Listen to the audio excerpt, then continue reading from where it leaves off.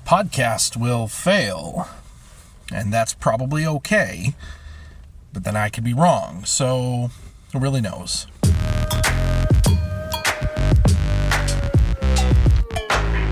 Episode 65, This Podcast Will Fail. I'm your host. I'm just some guy.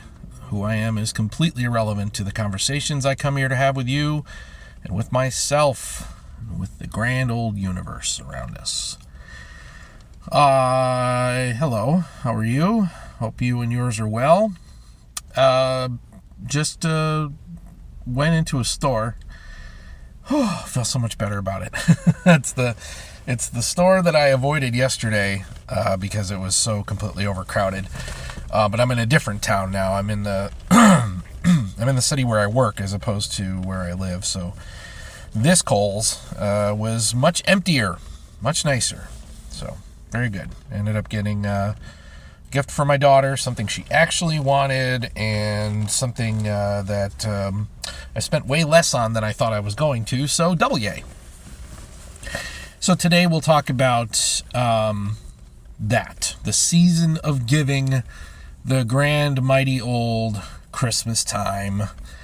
Because I had an interesting conversation with my wife earlier today, in the sense of what it's like to provide these holidays for our ever-growing children, and the fact that half of them are not children anymore, and the back half are teenagers, so it's weird.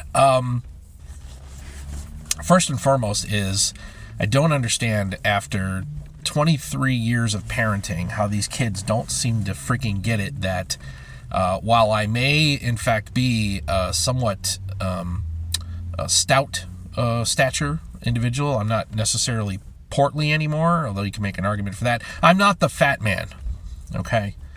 And I've tried to help them understand throughout the course of their lives that when the fat man cometh, that's not mom and dad.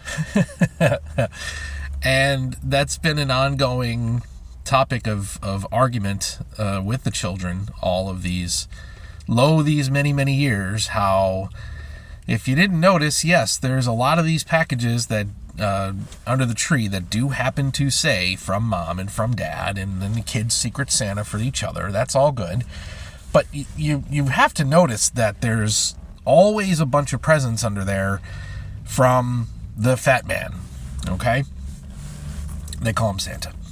But it's usually the stuff that, how do these kids think I have that kind of budget or that kind of job to be able to afford it? And I remember one year in particular, and I think this was my, currently my 21-year-old, or possibly the oldest, tried to challenge me, and I said, look, do you honestly think that I'm some kind of millionaire? Look at how many presents are under that tree. You know what I do for a living, right? I'm an office manager, and not a high-level manager at that. I'm not a vice president or anything of that thing. I'm not an executive. So if you really want to go ahead and believe that your mom and I can afford all of this shit that's under this tree — I didn't say that word to the child at the time, but I was thinking it — then I guess more power to you. If that's what you want to believe, go ahead. But mom and dad do the best we can, and we rely very much on the spirit of old Santa Claus to help us get over the finish line. So yesterday, even, my 14-year-old decided to try and take this tack. And actually, there's usually one each year that wants to wander into our space and start asking very pointed questions about the nature of, it seems like we're getting a lot of packages this time of year, and people trying to nose around, say my bedroom closet or other places.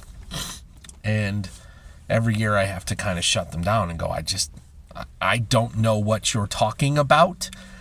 You are asking the wrong person, and if I'm not mistaken, you were supposed to publish and send a freaking letter to the fat man. So I don't know why you're bothering me with this. Nonetheless, he decides to take his shot last night, and talks about how Didn't mom say, or I heard a rumor, my sister said that mom said something about that you guys weren't going to open any of the boxes for the packages, that you were just going to wrap the cardboard boxes the way that they showed up on the porch. I said, what the hell are you talking about? What are you going on about? I'm working on a podcast. I was editing yesterday's podcast. So, dude, I'm working. What do you want? Right? He's 14, and I can use that tone of voice. What do you want right now? I'm busy. Leave me alone. Why are you bothering me with stupid questions about the fat man? I got things to do, man. I'm busy. And he was incredulous. I don't think he bought it, but that's his problem, not mine. That's not my problem.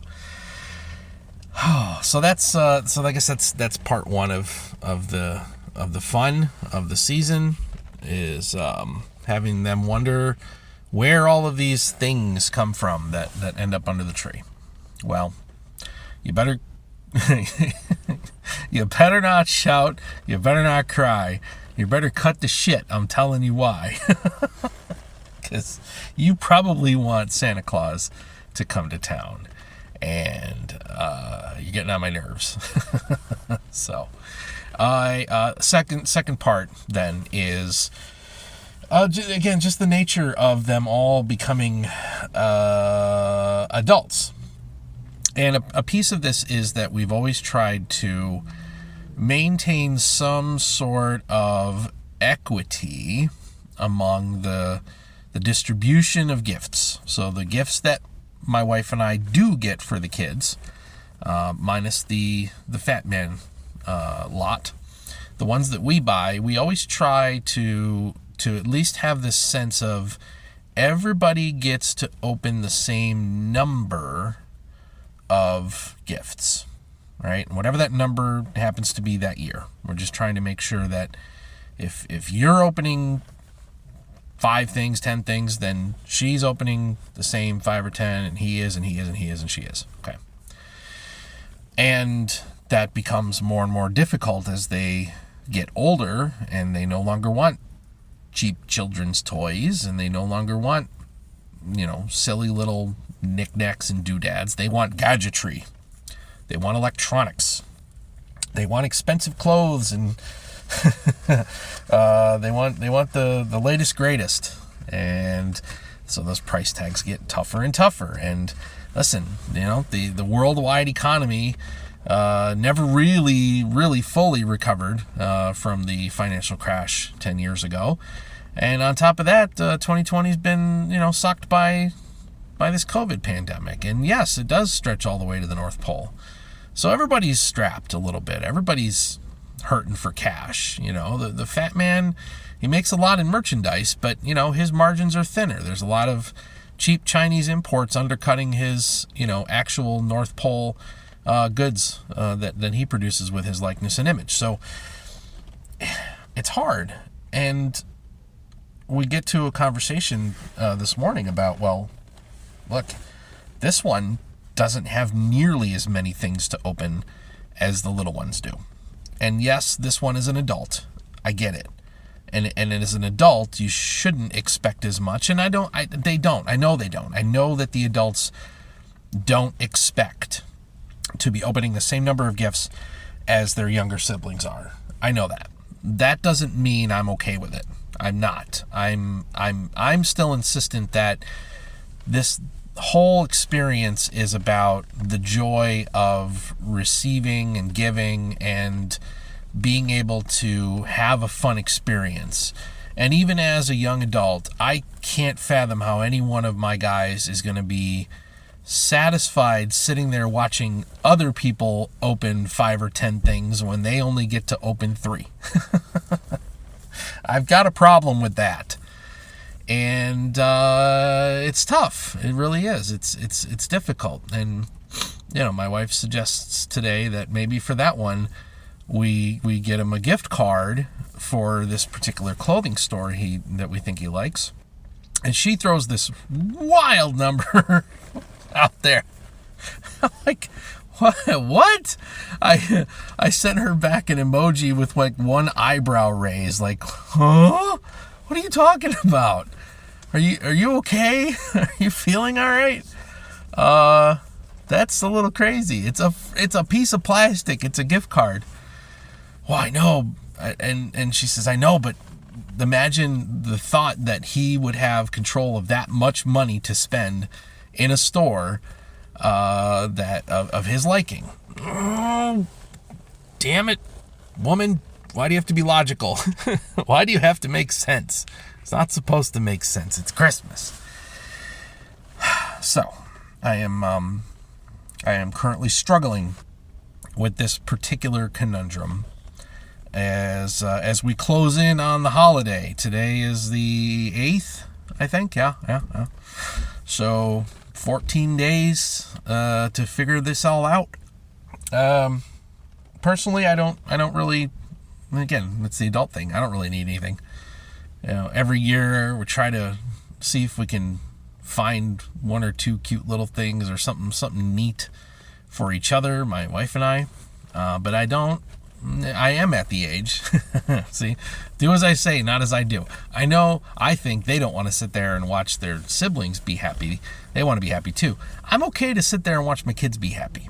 And I don't think you're supposed to cross that threshold until you're a parent, I think. But I could be wrong. So I don't know.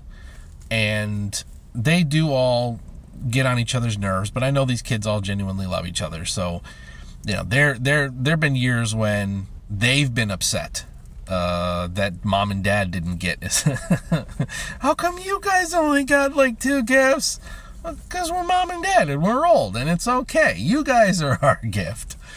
Yeah, because I don't need anything, right? I don't want anything. There's nothing, nothing on my Christmas list. I'm good, right? I don't need any gadgetry. I don't collect much of anything. The things I do collect are very specific, and I'm enough of a neurotic putz that I really would actually prefer to pick it out myself.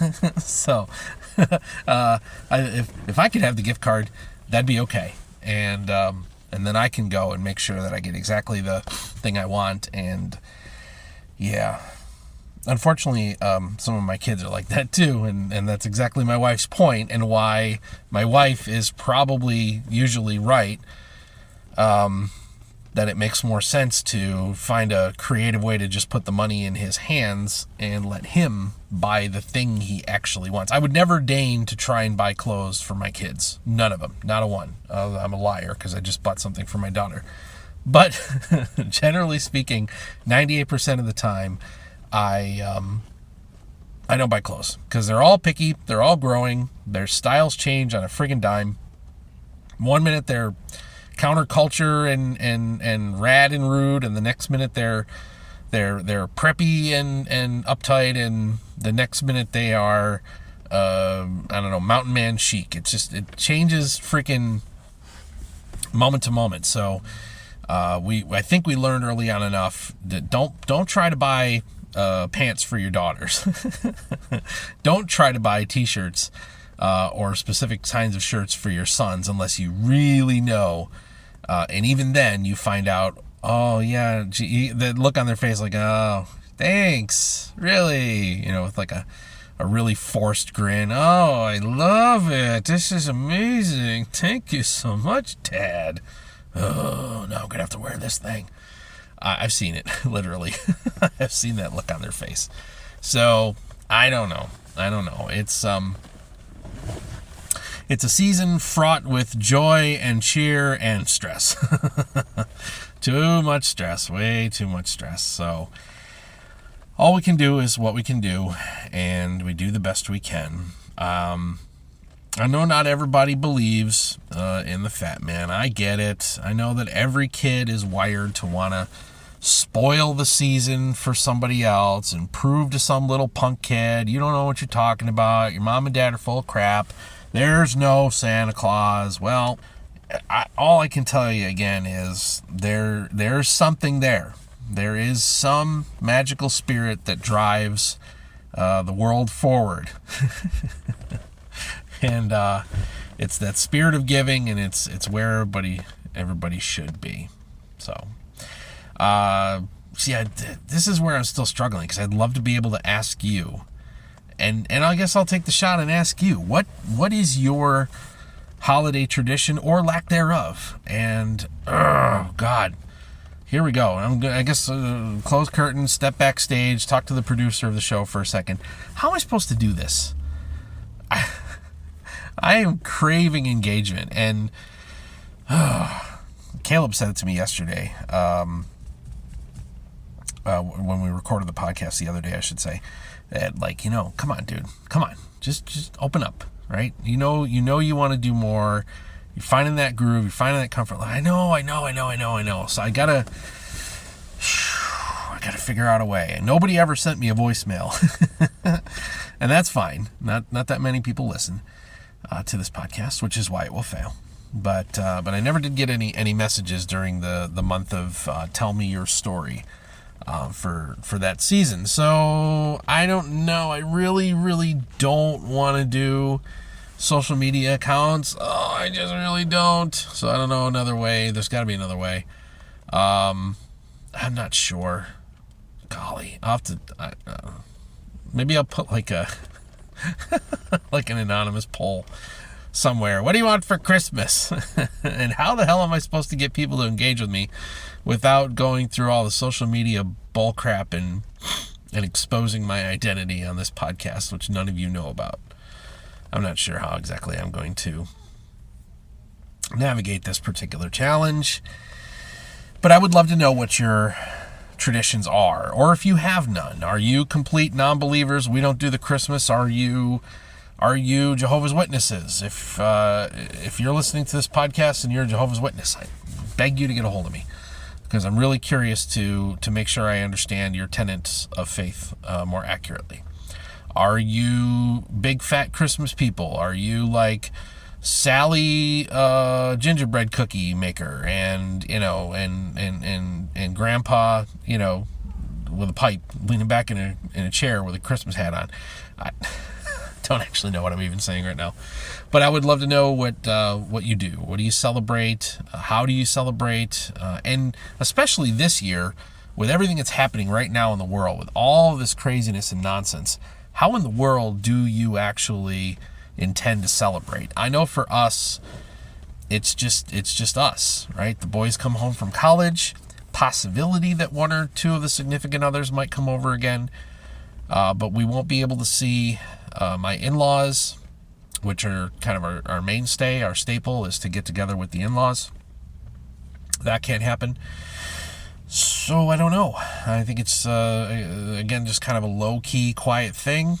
The 8 of us and the dogs, and maybe a boyfriend or girlfriend. So that's really about it. I hope better. I hope for better going forward. I hope we can turn things around. And who knows? If I'm still doing this podcast by next Christmas, maybe I can have you over for Christmas. Who knows?